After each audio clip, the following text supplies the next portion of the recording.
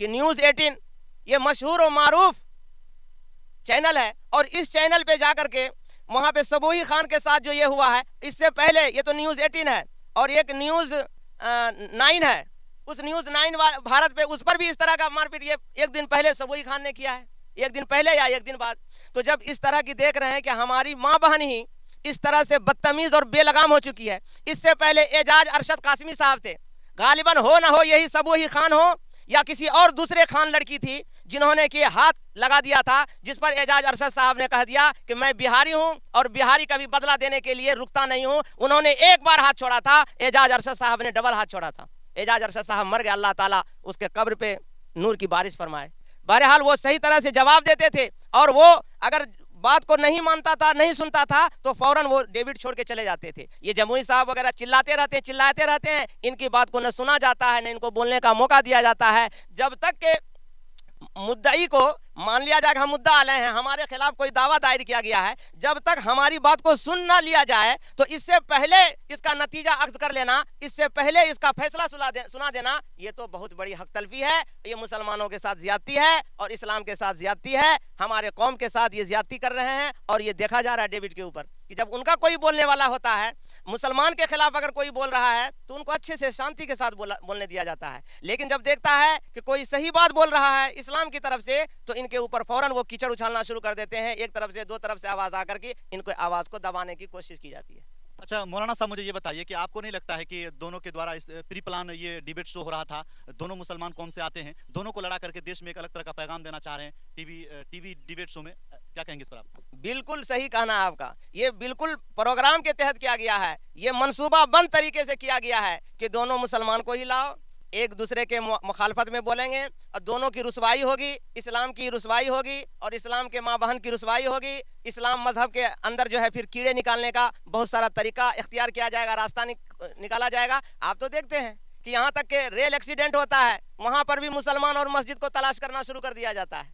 यही अंजना ओम कश्यप के बारे में सुनने में आया कि इन्होंने बिल्कुल चैनल पे चिल्ला के बोल रही थी कि देखिए वो मस्जिद है और ये जुमा का दिन है, इसी जुमा के दिन नमाज पढ़ने गया था, इसलिए एक्सीडेंट हो गया। यानी ये समाज को और हमारे हिंदू भाइयों को वर्गलाने के लिए और हमारे हिंदू भाइयों के खून में आग पैदा करने के लिए, मुसलमानों के खिलाफ भड़काने के लिए ये साजिश रची जा रही है कि मुसलमान ये कौम का दुश्मन है, ये हमारे देश का दुश्मन है। देखो कितनी जान को नुकसान कराया है, ऐसा है वैसा है, 75,000 बात बोलवाने का ये लोग जो है बहाना तलाश करते रहते हैं। लेकिन जब उनके फौरन तहकीक आई तो कहा ना वहाँ पे स्टेशन मास्टर कोई मुसलमान है और ना वहाँ पे कोई मस्जिद है। जो मस्जिद दिखाया गया वो मंदिर निकला, जिसको मुसलमान बताया गया वो बेचारा हिंदू भाई निकला। मेरे मोहतरम बुजुर्गों दोस्तों, न हिंदू बुरा है न मुसलमान बुरा है, न हिंदू बुरा है न मुसलमान बुरा है। बुराई अगर आ जाए तो हर इंसान बुरा है। तो मेरे मोहतरम, जात धर्म में बुराई नहीं होती है, इंसान के अंदर बुराई होती है, उसी से धर्म भी बदनाम हो जाता है, कभी कुछ भी बदनाम हो जाता है, जैसा कि हमारे कुछ चैनल वाले लोग कर रहे हैं। बिल्कुल, चलते चलते एक और मैं सवाल आपसे करना चाहूंगा और जानना ये चाहूंगा कि शोएब जमुई जो है इस वक्त जो है बहुत ज़्यादा वायरल है। उनका जो बयान जो भी वायरल हो रहा है, वो कह रहे थे कि भारत देश को जो है मुस्लिम राष्ट्र बनाना है, क्योंकि बाबा धीरेन्द्र शास्त्री जो है हिंदू राष्ट्र की मुहिम को लेकर के चल रहे हैं। तो उनका खुले तौर पे कहना है कि पाकिस्तान में मुसलमान है, हिंदुस्तान में मुसलमान है, सारे मुसलमानों को जब हम एकत्रित कर लें तो आसानी के साथ जो है प्राइम मिनिस्टर वगैरह और संसद वगैरह हम भारत देश में बना लेंगे। क्या कहेंगे सर आप?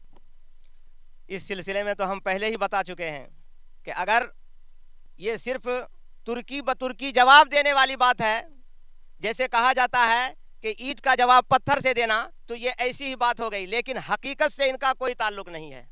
हकीकत तो बात वही है जो पहले हमने कहा है, हमारे बड़ों ने कहा है, हमारे जो सरकार चलाने वाले लोग हैं उन लोगों ने कहा है कि ये हिंदुस्तान जो है ये एक सेकुलरिज्म देश है, ये संविधान के तहत चलने वाला देश है, ये जो है धर्मपेक्ष राष्ट्र है। यानी कि यहाँ किसी धर्म के मुताबिक फैसला नहीं किया जाएगा, बल्कि यहाँ संविधान के मुताबिक फैसला किया जाएगा। तो मेरे भाइयों, तो मैं ये बताना चाहता हूँ कि पहले ही कह चुके हैं हम इस बात को कि चाहे हिंदू कहे, चाहे मुसलमान भाई कहे कि हम अपना राष्ट्र बनाएंगे, चाहे कोई ईसाई भाई कहे कि हम ईसाई राष्ट्र बनाएंगे, चाहे कोई यहूदी भाई कहे कि हम यहूदी राष्ट्र बनाएंगे, चाहे कोई क्या कहते हैं बुद्धिस्ट कहे कि हम बुद्धिस्ट राज्य बनाएंगे, कोई जैनी मजहब के मानने वाले कहे कि हम जैन राज्य बनाएंगे, जैन राष्ट्र बनाएंगे, तो ये सब बात यहाँ से चलने वाली नहीं है। जब तक संविधान रहेगा तब तक ये देश सेकुलरिज्म रहेगा, तब तक ये देश क्या कहते हैं धर्मनिरपेक्ष रहेगा। ये धर्मनिरपेक्ष ही, इसी में हम सब की भलाई है, यही अनेकता में एकता है, और यही जो है क्या कहते हैं गंगा जमुनी हमारी तहजीब है, इसी में हमारी खूबसूरती है। जिस तरह बाग में हर तरह के फूल रहते हैं, चाहे चंबेली का हो, चाहे लिली का हो, गेंदा का हो, गुलाब का हो, जैसा भी फूल हो, जैसा भी फूल हो वो चमन की खूबसूरती के लिए है। इसी तरीके से चाहे यहाँ हिंदू हो, चाहे मुसलमान हो, चाहे यहूदी हो, बुद्धिस्ट हो, जैनी हो, किसी भी मजहब के मानने वाले हो, वो हिंदुस्तान की खूबसूरती है। इस खूबसूरती को हमको मजबूती के साथ बनाए रखना है, कायम रखना है। इसी को आबाद रखने के हमें और आपको भी कोशिश करनी है, और आप लोगों को भी यही पैगाम पहुँचानी है। बिल्कुल, हमसे जुड़ने के लिए, बातचीत करने के लिए बहुत बहुत शुक्रिया, बहुत बहुत धन्यवाद। बने रहिए आप कैमरामैन भारती के साथ। मैं शम्स तबरेज़ सालेपुरी, कटिहार, बिहार।